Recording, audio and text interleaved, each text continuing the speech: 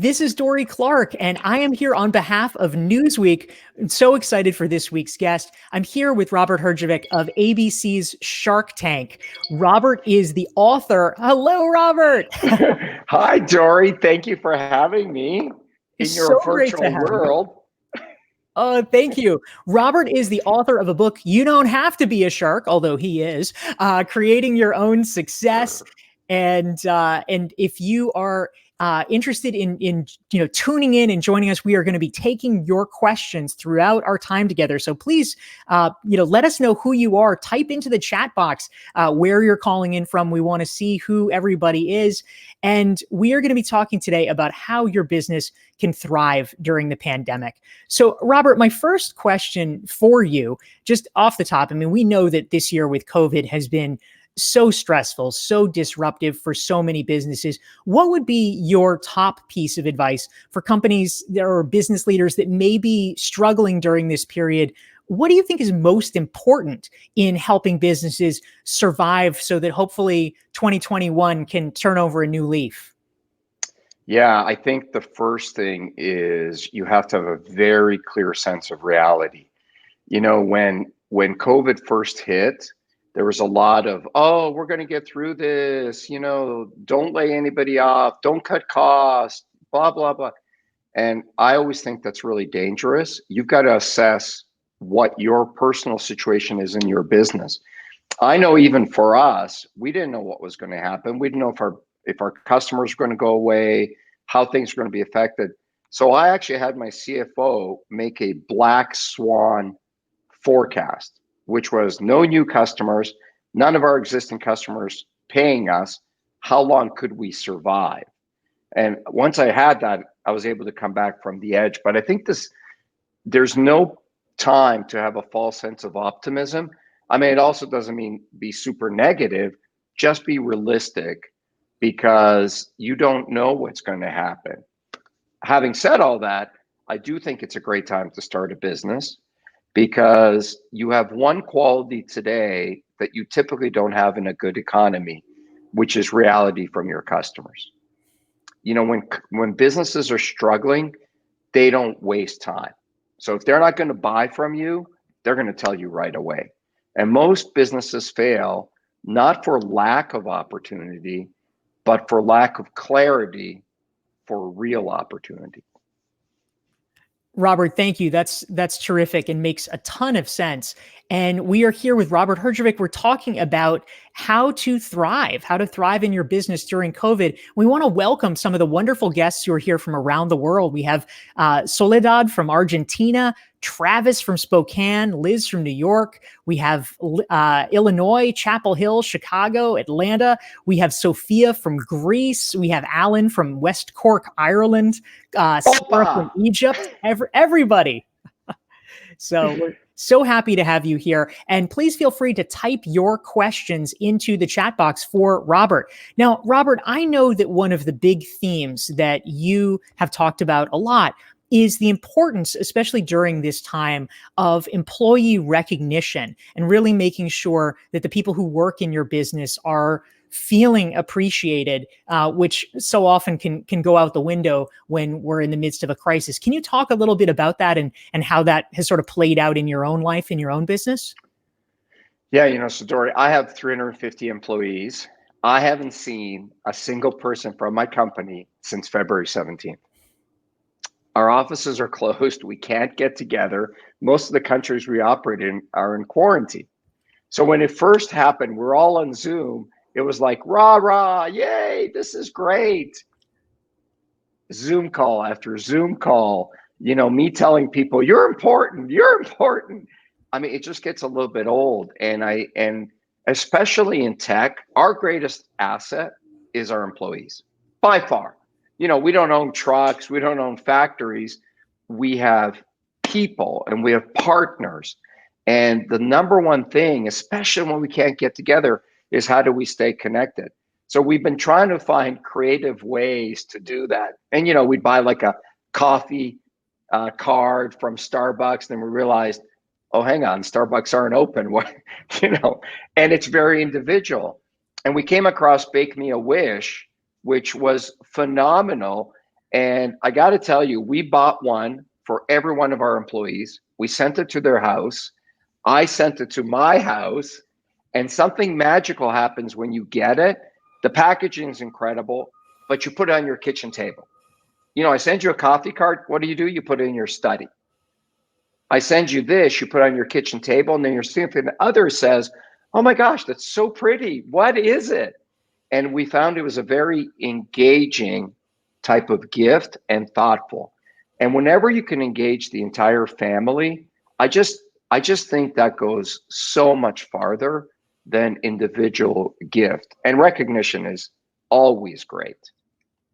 Yeah, I think that's so true. Your people, your talented people, actually sent me a Bake Me a Wish, which was delicious. So thank you very much for that. That was a lot of fun to receive. And you're absolutely right, of course, that during this time you can't thank and recognize employees enough. And so, Yeah, Robert, Dory, when the first thing happened, my employees were all scared, like everybody else, and they all called. We had a big hands-on call with everybody, and they said, "What should we do first?" And exactly to your point, Dory, the first piece of advice I gave our whole company was, once you get off this call, I want you to pick up the phone and call a customer because those people are scared. I know you're scared, but those people are scared. Just reach out. Even though we're all virtual, I think that human contact is actually at a premium. I think if we've learned anything during COVID, is we are highly interconnected social creatures, and you've got to continue to do that. That's so true. And one of the great strengths of doing a live stream like this is seeing the wonderful people who are logged in here. We have Jeannie from Oregon. We have let's see, we have a LinkedIn user from Seoul, Korea, Michael from Canada, Jerry from Toronto, Fabian from Buenos Aires. So glad to have you here. And a question came in for you, Robert, where Fabian wants to know, is post-COVID entrepreneurship going to be focused on short-termism? I know one of the things that you have talked about a lot is the importance of really developing and thinking about long-term growth strategies. And that can feel pretty far away during these circumstances. How do you actually balance the short and long-term during these times? Yeah, I always believe you got to have a long-term vision, and you have to try to build something sustainable for the long term. Most people, though, when I tell them that, don't understand that. What they think that means is use the long term as an excuse for short-term failure. And I'm like, no, no, no, no, no, no, no, no. Just because you have a long-term vision doesn't excuse you from having a monthly target and a quarterly target and an annual target.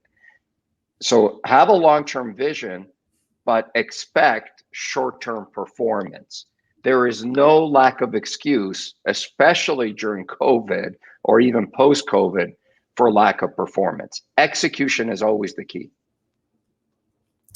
That's a really important point, because I think so often in entrepreneurship or the business world, if things aren't going well, there is a tendency sometimes for people to fall back on excuses. And so we really have to just get real with ourselves. So I love that.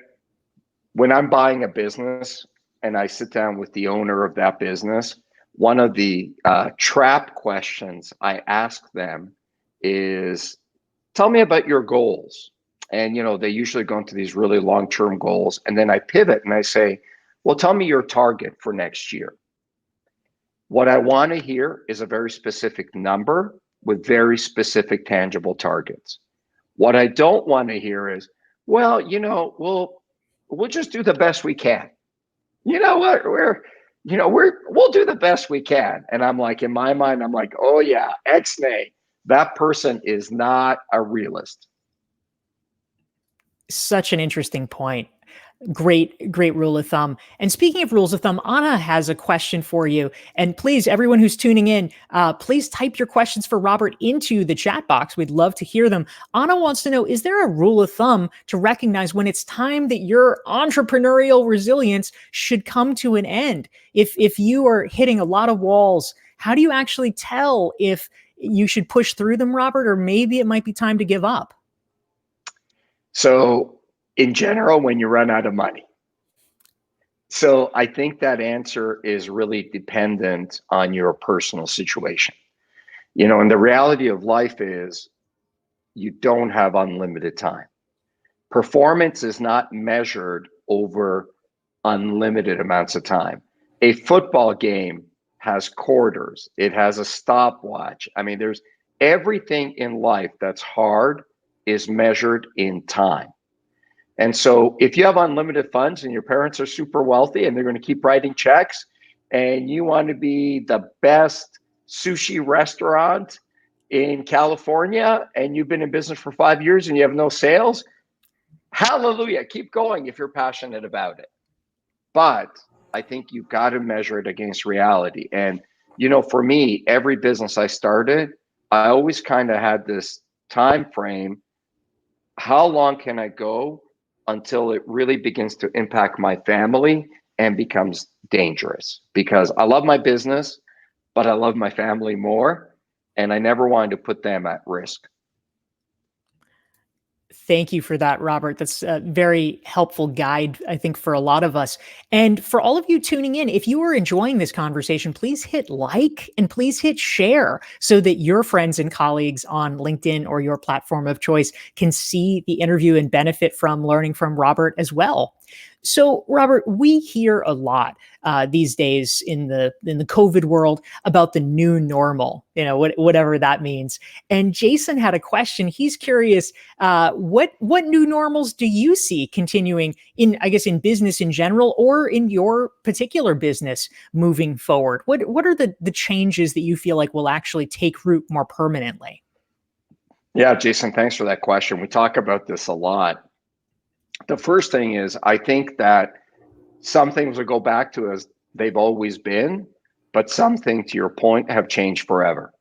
So the first thing that's changed forever is business travel. The idea of going to see a customer I've never met to pitch them on me or my product for the first time is gone. This concept of, well, hey, I happen to be in Chicago. Let me pop in and tell you about our company. That's gone. And what changed it was the customers. I mean, we never had to go visit. I mean, think about the time waste for me to go and pitch you my business when I could have done it over Zoom. So that's gone. The idea of going out to take a customer, an existing customer, for dinner or lunch to build those relationships, I think that continues because we're social beings and we want to continue to do that. So I think that's changed forever. I think the speed of business has accelerated forever. Things move fast. Like, people are not patient. You know why we're not patient? Because we're all in front of a computer all day. Like, if I email somebody at 4 o'clock, I expect them to answer me by 4:01. If they answer me at like 5, I'm like, were you not home? Where were you? You have nowhere to go. Answer my email. I think that changes. But the big change is the digital acceleration. If you don't have an online strategy, like in the past, it was like, we have a retail strategy and we have a digital strategy, and Bob, there is no retail strategy. The retail strategy is simply there to support your digital strategy as opposed to vice versa. So the acceleration of digital, and then obviously everything that goes around that, remote access, cybersecurity, all those kind of things. Thank you, Robert. That's great. And so, of course, I want to make sure to talk a little bit about Shark Tank, which is how many of the folks tuning in probably know you from. Of course, you were on Dragon's Den in Canada before that. One exciting shout out and a very good reason for everyone watching this right now to tune in to Shark Tank tomorrow, Friday, is that actually a friend of mine and someone who is in a course that I run, the Recognized Expert course. You can actually learn about it here at DorieClark.com/Rex. She is appearing on Shark Tank on this Friday. We'll have to tune in to see how she does. Her name is Sarah Apgar from Fit Fighter. Oh, yes. What a great product that was. I remember it. I thought for a moment you were talking about Barbara, and I was hoping that Barbara actually went and got some actual business training. Oh my goodness. Well, we will all have to tune in so we can see a little bit more about she Barbara. was the she was the fire person, right? That made Yes, the thing. I can't that's tell you what exactly. happens, but and great she and product. she has been mum. All Sarah Apgar has told us is that we must tune in on Friday to see what happens with Fit Fighter, but it's very exciting. And so to that point, Robert, I am curious. Obviously, the reason you were chosen for Dragon's Den, the reason you were chosen to be a lead shark on Shark Tank is that you yourself are a successful entrepreneur. But I imagine you have probably learned a lot in the spirit of pattern recognition over time from seeing so many businesses. What are the chief lessons that you have learned, the kind of heuristics about how to spot quickly what kind of businesses will be successful and what will not through your experience on Shark Tank? Wow, Dory, that was so well asked. But and you're dead on. And by the way, we sharks sit around talk about this. And here's what we've learned. So the show is absolutely real. You know, when the doors open, we've never met the people. We know nothing about them. We don't even know the name of their business. Like we literally know nothing. The first question is always, what's your name? What are you looking for? And the average pitch is over an hour and it gets edited into 7 minutes that people see at home. So it's very, very real. But here's the funny thing is 50% of the time we've made up our mind in the first couple of minutes. By the time the doors open, you walk out, you stand there, and the first few things you say, you haven't even told me about your business. And 50% of the time we've made up our mind. And it goes back to you always invest in the entrepreneur. This is the thing that people who haven't started a business don't realize. They spend years trying to find and perfect the perfect product. But in business, it's execution. You know, what you start doing often in business isn't what you end up doing. Your business changes, there's ebb, there's flow, and you want an entrepreneur that can adapt and pivot and bring on a great team to support them. And I think that's the very first thing. After we learn about the business, it's knowing your numbers. You know, numbers in business are the language of business. If you can't speak business, you're going to really struggle. And sometimes people say, "Oh, I don't really." We say, "Well, what are your cost of goods? What's your margin on that product?" And people are like, "Oh, I don't really know that, but I'm going to hire somebody to help me with that." And we're like, "Yeah, stay away from that person with a 10-foot pole." You can't outsource responsibility when you're starting out. Yes, you can hire a CFO when you get really big or that kind of stuff. But when you're starting out, Dory, man, you got to know that. You got to know that to the last dollar. That's great advice, Robert. Thank you very much. And to that point, we actually had a question come in from Travis. We're going to turn to that in a moment, but I'll just mention before we do, if you want to learn more about Robert and all the great things he's up to, check out his website. It's robertherjavec.com. And if you would like to make sure that you never miss our weekly LinkedIn series, go to my website, dorieclark.com, and you can subscribe for updates so that you will be fully briefed about our amazing guests. So, Robert, the question that came in from Travis is, you mentioned that people are the most valuable asset. So what do you look for when you're hiring? You were mentioning, of course, that when you're vetting entrepreneurs on Shark Tank, you want them to know the numbers. But if you were looking for somebody who would be an employee, let's say at one of your companies, what are the skills that you're canvassing for there? Gosh, Travis, that is such a great question. And I have to tell you, the one thing I had to learn that I used to mistake all the time. So I'll tell you what I used to look for, which was completely wrong. And hopefully you'll learn from it and not make the same mistake. I used to hire people I liked. I used to sit there and say, do I like this person?